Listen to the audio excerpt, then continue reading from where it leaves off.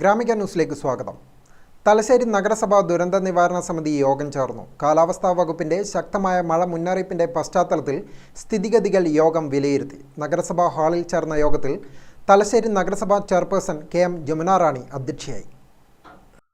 സ്വകാര്യ ഉടമസ്ഥതയിലുള്ളതും അപകടാവസ്ഥയിലുമായ പരസ്യ ബോർഡുകളും അപകടാവസ്ഥയിലായ സ്വകാര്യ കെട്ടിടങ്ങളും സ്വന്തം നിലയിൽ പൊളിച്ചു മാറ്റണം. അല്ലാത്ത പക്ഷം ഇതുകൊണ്ടുണ്ടാകുന്ന അപകടങ്ങൾക്ക് കെട്ടിട ഉടമയ്ക്കായിരിക്കും ഉത്തരവാദിത്തമെന്നും അവർക്കെതിരെ നിയമ നടപടികൾ സ്വീകരിക്കാനും യോഗം തീരുമാനിച്ചു. അപകടാവസ്ഥയിലുള്ള മരങ്ങൾ സ്വന്തം നിലയിൽ മുറിച്ചു മാറ്റേണ്ടതാണ്. ഇളകി നിൽക്കുന്ന അപകടാവസ്ഥയിലുള്ള മേൽക്കൂര ഷീറ്റ് മാറ്റേണ്ടതാണ്. പൊതുജനങ്ങൾക്ക് ബുദ്ധിമുട്ടുണ്ടാക്കിക്കൊണ്ട് അപകടാവസ്ഥയിൽ റോഡരിയിൽ കിടക്കുന്ന മുറിച്ചു മാറ്റിയ മരത്തടികൾ കൊട്ടേഷൻ വിളിച്ച് അവിടെ നിന്നും മാറ്റാൻ തീരുമാനിച്ചു. അത്യാവശ്യ ഘട്ടങ്ങളിൽ ദുരിതാശ്വാസ ക്യാമ്പുകൾ തുടങ്ങേണ്ട സ്ഥലങ്ങളെക്കുറിച്ച് യോഗം ചർച്ച ചെയ്തു.